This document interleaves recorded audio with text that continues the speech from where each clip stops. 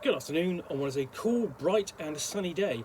It is Monday, the 2nd of January 2023. I'm in there reading up with a nice hot cup of tea.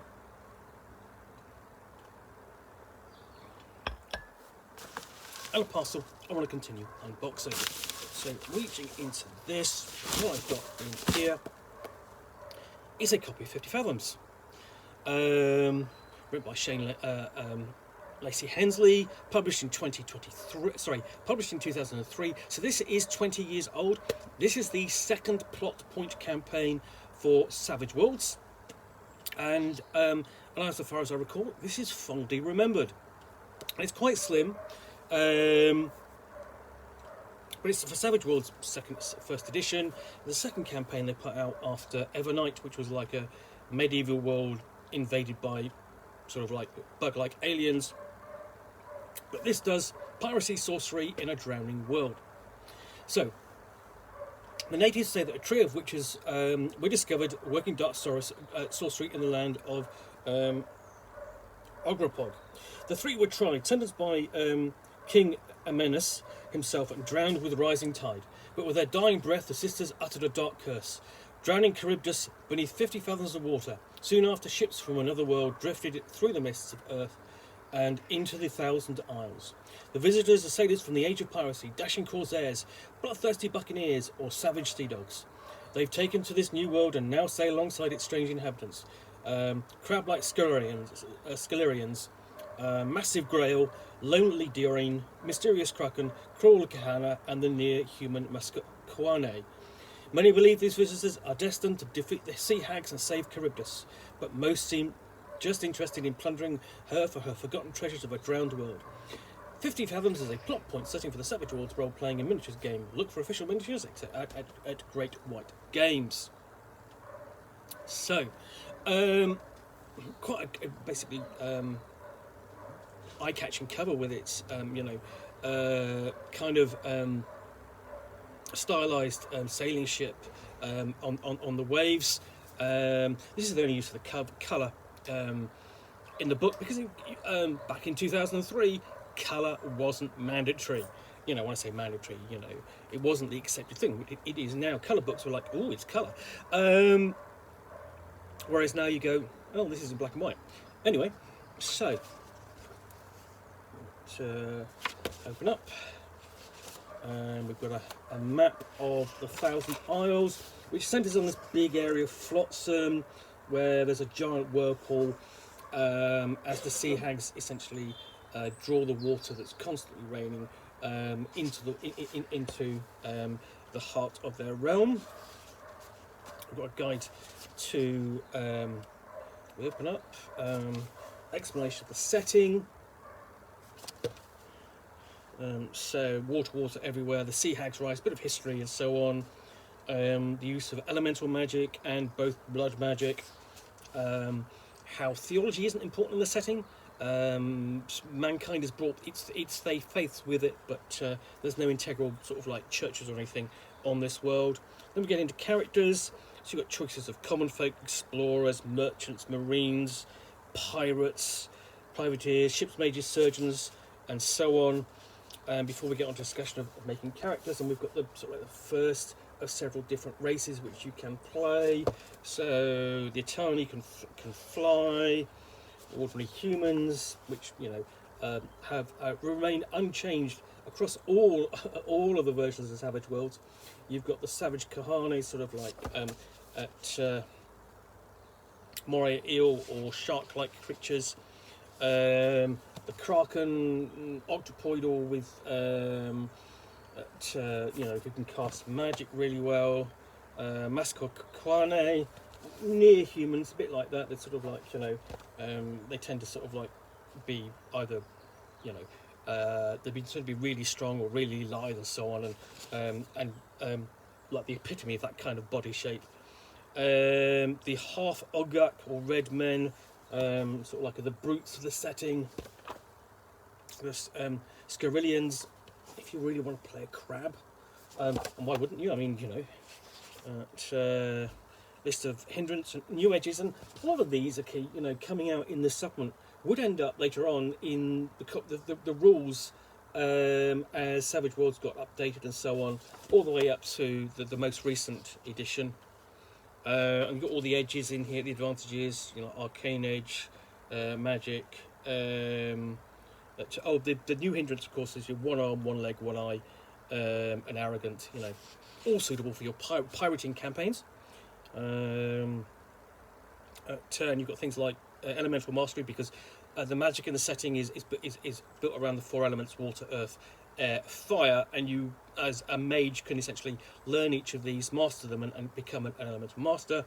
The Mark of Torquemada, because you've got the Torquemada as Inquisition, attempting to stamp out all signs of magic use. Rope Monkey for your sailors who can really make their way up and down the rigging.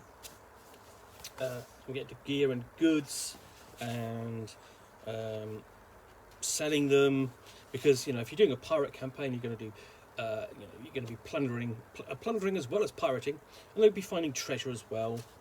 It's got notes on gears and ships and things that take into account the fact that, oh yes, you really shouldn't wear armor unless you really have to go into a fight, because you don't want to, you know, don't to go into the water whilst wearing armor. We've got setting rules for things like navigation and careening, which is essentially taking all the barnacles off the hull of the ship. Hunger at sea, carousing, ship-to-ship combat, and this is all kind of perfect for a game like Savage Worlds, because it's designed to handle that sort of like that move between role-playing and sort of like skirmish battles, and I think perfectly what you have with ship-to-ship combat. Gazetteer of the Thousand Isles. It's not very much, I mean, it's all sort of like very greyly presented, but I mean, it's all readable, accessible. Fleeting through that. Trappings, the kind of things you need to cast spells. More details about the background, deep background. So this is dealing with the sea hags and what they're doing. Then we've got a proper gazetteer. And some of these have got basic subparagraphs here marked, and they've all got a plot point storyline associated with them, and it's all cross-referenced, which is really great. So you've got all this, you know, gazetteer. So, you know, you can just drop into the world, start playing, wander around, discover a plot point, and if you're of a high enough level, you can engage with it automatically. So we keep going through.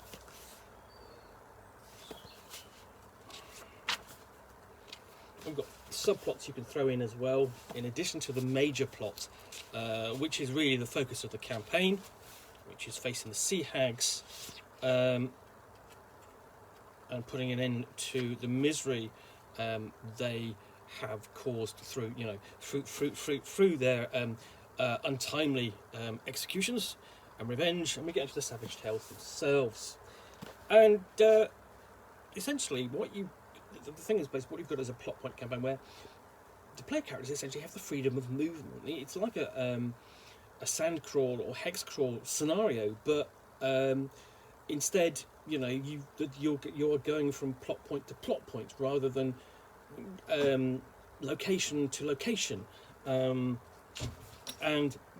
you know, it's essentially some scenarios will go, oh, okay, to follow up, oh, you want to go there. Others are just, you know, not connected necessarily, and what the player characters can do is just wander around, putting things together and discovering clues, and then sort of like begin to go into the plot. They don't necessarily have to follow all the way through, and it's quite a flexible way of presenting a campaign. You know, and it's not one that is really particularly followed now per se. Pinnacle Entertainment keep returning to the format, especially over the years for the Deadlands setting, and also for things like you know, the East Texas University campaign. which is sort of a plot point campaign built around time being at university. So yeah, you've just got pages and pages of savage tales that you can, the players can engage in, and the game master can run. And I've got a page section of encounters at the back.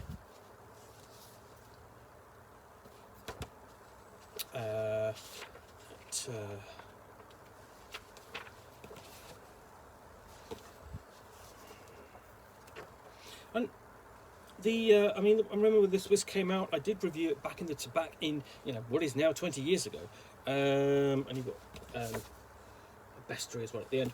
That this was quite an innovative little campaign. The format and so on provided a lot of flexibility, and it made me look forward to other campaigns from the publishers as well, and other Savage Worlds titles. I've got an index at the back. But this, I think, a nicely self-contained campaign. I think you could get quite a lot of gaming out of this, but there's definite beginning, middle, and end. Player-driven. That you'll get quite a lot of play out. I think if you're a fan of Savage Worlds, it's worth tracking down. And I think you could easily still run this using the current version of Savage Worlds as you could back then. So anyway, that's 50 Fathoms for Savage Worlds. So hope you've enjoyed this unboxing in the Nook. If you have, please do click on the like button down below. And of course, if you have any comments or feedback, I appreciate you taking the time to post those. And lastly, if you want to be alerted to yet more unboxings in the Nook, where you'll see me out here with a package containing a book or game, which I'll unbox and chat about to the best extent of my knowledge for roughly 10 minutes or so, all of course accompanied by a nice hot cup of tea. Then please do hit that subscribe button. Thanks again for watching another unboxing in the Nook. We'll be back again soon with another one. Bye for now.